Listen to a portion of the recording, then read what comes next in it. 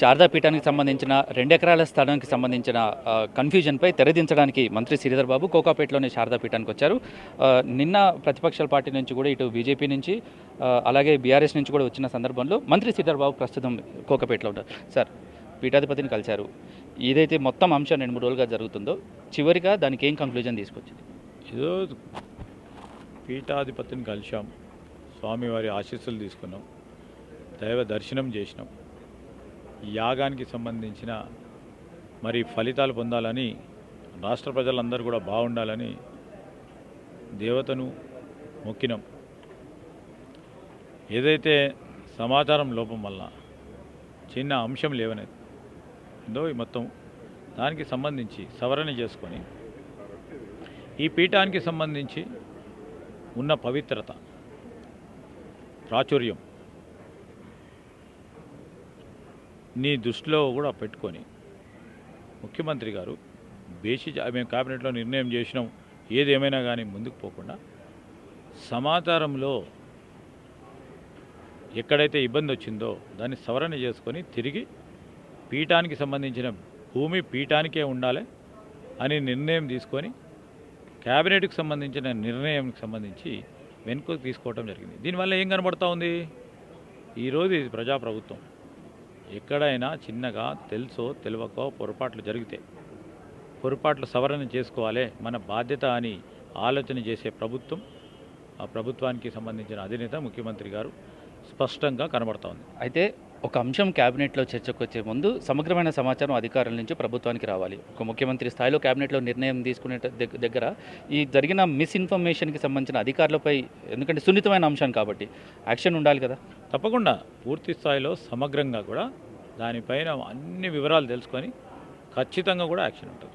చివరి ప్రశ్న సార్, ఈ పీఠానికి సంబంధించిన 2 ఎకరాల స్థలం ప్రభుత్వం స్వాధీనం చేసుకుంటుందని గాంధీ సరోవర్ ప్రాజెక్టులో భాగంగా బాపు ఘాట్కి సంబంధించిన 450 ఇండ్లు ఉన్న ఒక కమ్యూనిటీని, మధుర్ పార్క్ రిడ్జ్ని, దాన్ని కూడా కూల్చేస్తామన్న దానిలో ఒక క్లారిటీ ఏమిస్తారు మీరు?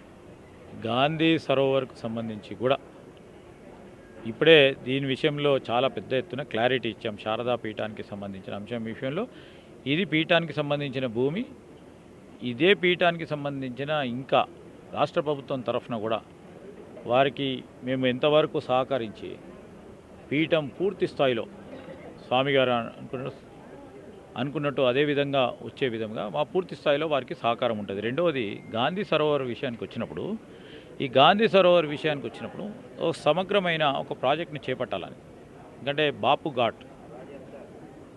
ఘాట్కున్న అక్కడున్న ఇంపార్టెన్స్ మొత్తం దేశవ్యాప్తంగా ఇక్కడ హైదరాబాద్లో బాపు ఘాట్ ఎందుకుందో అందరికీ తెలుసు.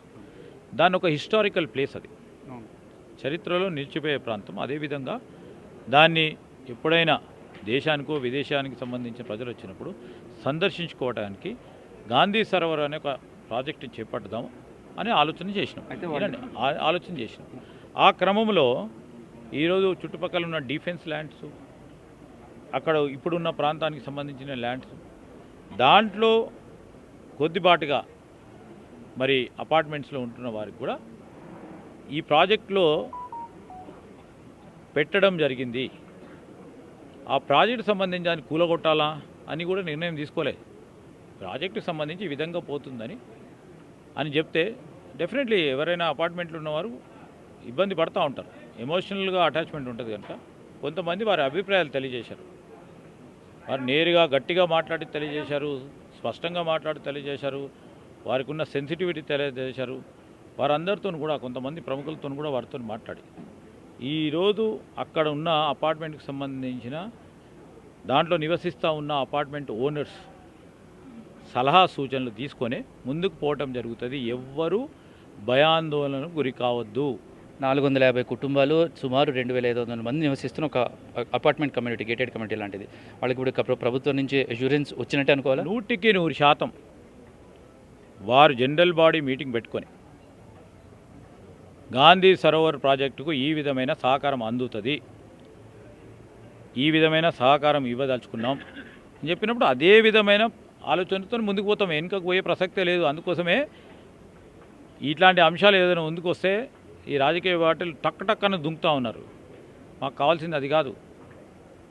ఈరోజు కూడా చెప్తున్నాం, ఇప్పుడు ఏ విధమైన ఒక ప్రధానమైన నిర్ణయం తీసుకొని అక్కడ కూడా ఇంకేం నిర్ణయం తీసుకున్నప్పుడు వారికి పడతా ఉన్న భయాందోళనకు సంబంధించి ఎవ్వరు కూడా ఇబ్బంది పడకుండా వారి ఆలోచన మేరకే రాబోయే కాలంలో కూడా నిర్ణయం తీసుకుంటాము. ఈ స్పష్టత, ఇది రాష్ట్ర ప్రభుత్వానికి సంబంధించిన స్పష్టతతో చెప్తా ఉన్నాం. మీరు స్పష్టత ఇచ్చేలోపే సోషల్ మీడియాలో వార్తలు ప్రచారం అవుతుంది, 2 ఎకరాల స్థలం తీసుకున్నారని, 450 కుటుంబాలకు సంబంధించిన కమ్యూనిటీ పోతుందని.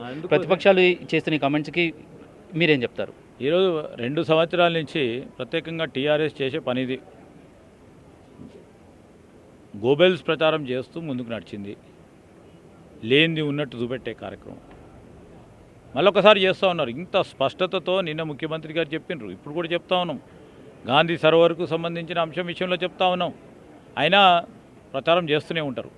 ఆ ప్రచారం సరికాదని మేము చెప్తూనే ఉంటాం. ఆ ప్రచారం సరికాదా, మీ మార్పు తెచ్చుకోండి అంటే ఇంటలేరు. మొన్న ఎలక్షన్లో ప్రజలు చెప్పినారే మీ ప్రచారం సరిగా లేదు, అది తప్పు చెప్తా ఉన్నారు అని మళ్ళీ మాకు తీర్పిచ్చిండ్రు. గ్రామ పంచాయతీలో కానీ మన మున్సిపల్ ఎన్నికల్లో ఇంత చెప్పినా కూడా మళ్ళీ అదే మాట్లాడుతున్నారు. మళ్ళీ ఒకసారి తీర్పు చెప్తారు. ఎప్పుడు గ్రేటర్ హైదరాబాద్ ఎలక్షన్ వచ్చినప్పుడు, మళ్ళీ ఒకసారి ఎంపీటీసీ జెడ్పీటీసీ ఎన్నికలు వచ్చినప్పుడు తీర్పు చెప్పినా అప్పటికైనా బుద్ధి వస్తుందో చూద్దాం.